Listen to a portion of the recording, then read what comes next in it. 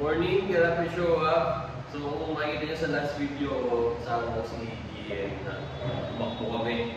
Try natin kasi matagal ko na gusto gawin yun eh. So sakto lang nandun siya.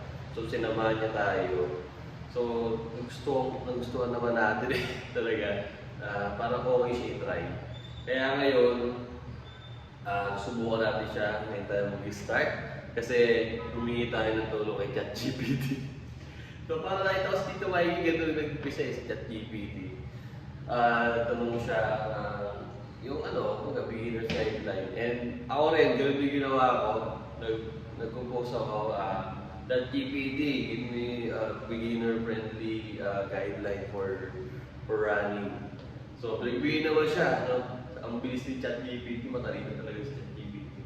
So, binigyan niya tayo ng beginner-friendly guide which is composed by 6 steps. No? 6 steps. So, first step is to check your gear. Check your gear. No? Una, sabi niya, check kailangan breathable clothes and dapat shoes. Comfortable shoes ka.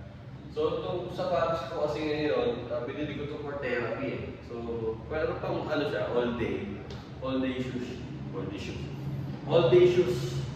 Bali, all day shoes naman siya. Kaso lang, ito rin for therapy ko, yung nanaspag ito eh, pag pinang-run natin. So, ayun na, nag-roll bulol.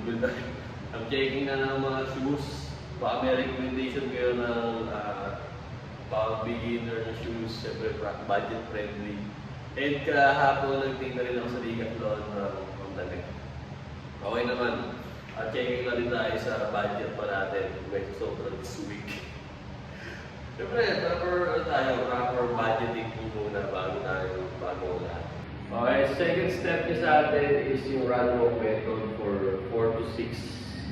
First 4 to 6 weeks. So isang buwan may higit muna na run walk method tayo. Nakalagay doon na 1 minute run and 2 minute walk. Ganun lang. Tapos 8 times siya in 24 minutes, 28 minutes.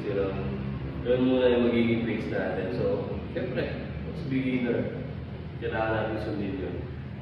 And next is, step 3 is build consistency.